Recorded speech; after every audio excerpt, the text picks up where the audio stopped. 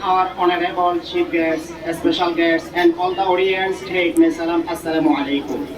Actually, I'm not a good speaker. However, I will try my best to talk about something according to my selected topic. I will say something before publishing the result of first terminal examination of Azizia Tanzibul Quran Madrasa.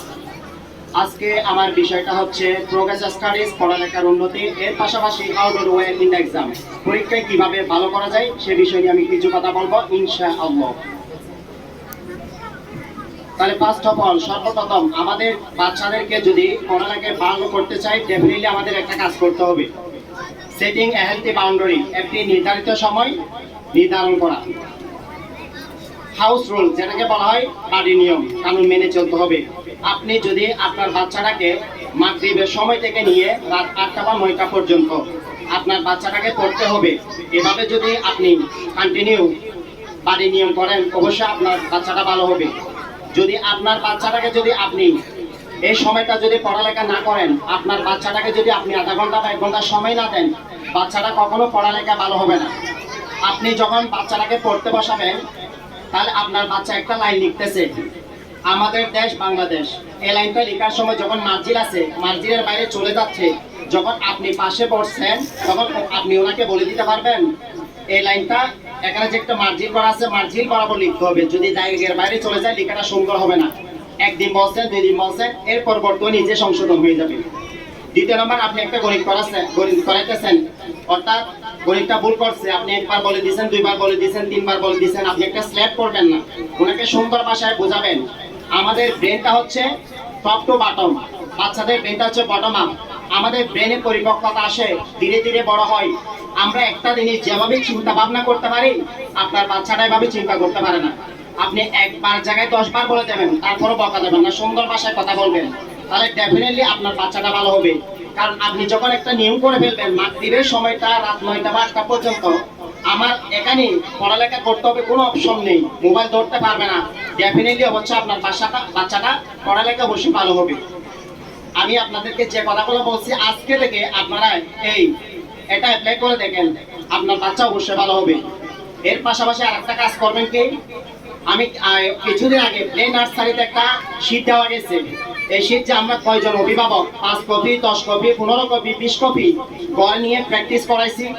যদি আপনারা এভাবে যদি practice করাতেন তাহলে nursery এবং play সবাই 199 100 পাইতো। কারণ আমরা এটা করতে পারি নাই, হুজুরে দিয়ে দিচ্ছে একটা মাদ্রাসার কাজ, এটার উপর ডিপেন্ড করলে হবে না। আপনার বাচ্চাটাকে আপনাকে সময় দিতে হবে, আপনাকে পড়াতে হবে। আপনি যদি না পড়ান বাচ্চাটা কখনো ভালো হবে না। এর পাশাপাশি আরেকটা কথা বলতেছি, কেন যারা নিয়মিত আসে না তাদের জন্য। আপনি যদি ক্লাসে নিয়মিত না আসেন তাহলে একদিন না আসলে 1 সপ্তাহ পিছনে পড়া চলে যাবেন, আরেকদিন আসবেন আরেক সপ্তাহ পিছনে চলে যাবেন। কেন কথাটা বলতেছি, ছোট্ট একটা এক্সাম্পল দিলে আশা করে বুঝে আসবে।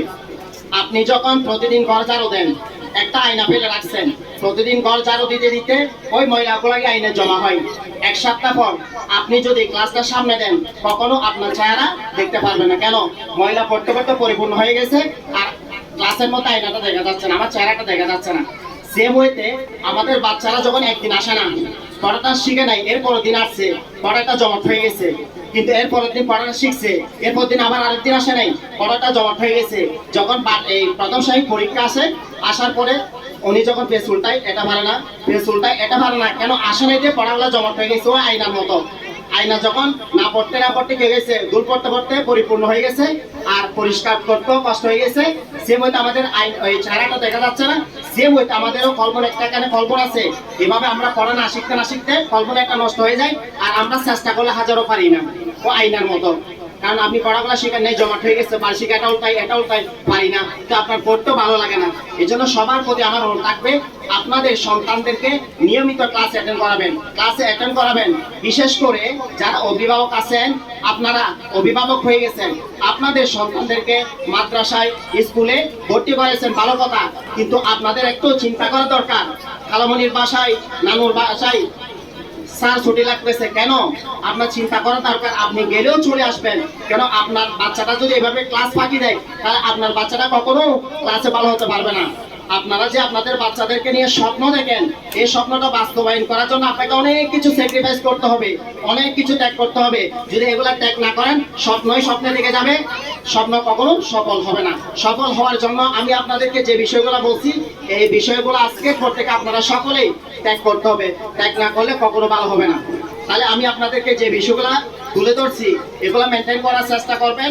এর পাশাপাশি আরেকটা কথা বলি, ফেল, আজকে প্রথম সাময়িক রেজাল্ট দেওয়ার পর অনেকে ফেল করবে। রোল নাম্বার 10 থেকে কেউ 1 আসবে, কেউ 1 থেকে 2 এ যাবে, কেউ 1 থেকে 20 এ যাবে। মন খারাপ করার দরকার নেই। প্রথম সাময়িক রেজাল্ট, দ্বিতীয় সাময়িক রেজাল্ট খারাপ করছে, কোনো সমস্যা নাই। বার্ষিক পরীক্ষা অবশ্য আপনাকে পাস করতে হবে। ফেল, FAIL, ফেল, ফেল লিখতে গেলে 4টা লেটার লাগে। 4টা লেটারের সমন্বয়ে একটা ওয়ার্ড গঠিত হয়। তাহলে ফেলের পূর্ণরূপ কি? পাস। এটা আমি লার্নিং, শেখার একটা প্রথম ধাপ বা প্রসেসটা। কারণ আপনি প্রথম সাময়িকে ফেল করছেন 2 বিষয়, আপনি দেখছেন। এর পরবর্তী দ্বিতীয় সাময়িকে আপনি একটু যখন জোর দিচ্ছেন, 1 বিষয় ফেল করছে গণিতে, বার্ষিক আর ফেল করে নাই। কেন? আপনি দেখার পর বাচ্চাটাকে একটু হেল্প করছে পড়ালেখায়, এই কারণে বাচ্চাটা ভালো রেজাল্ট করছে, আপনি বকা দেয় নাই। আপু, এই রেজাল্ট আপনার থেকে আমি আশা করি নাই, আপনি সামনে আরো ভালো করতে হবে। আপনি যদি রেজাল্ট দেখার পর একটা স্ল্যাপ করেন, মায়ের দেন, বকা দেন, ওই বাচ্চাটার মন খারাপ হয়ে যাবে। আপনারা বাচ্চাদের উপর প্রেশার ক্রিয়েট করবেন না পড়ালেখার বিষয়ে। ও যতটুকু পারে ততটুকু পড়াবেন আর একটু উৎসাহিত করবেন। অবশ্যই আপনার বাড়াটা, আপনার ছেলেটা, আপনার সন্তানটা পড়ালেখা অবশ্যই ভালো হবে। সকলে আমি যে কথাগুলো বলছি এটা মেনটেন করার চেষ্টা করবেন।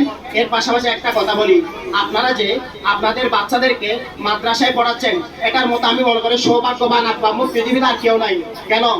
সর্বপ্রথম আমাদের ওহী কি ছিল? সূরা আলাকের 1 নম্বর আয়াত, ইকরা বিসমি রাব্বিকাল্লাযী খালাক, পড়ো তোমার প্রভুর নামে যিনি তোমাকে সৃষ্টি করেছেন। হাদিস শরীফে বর্ণিত আছে, কানা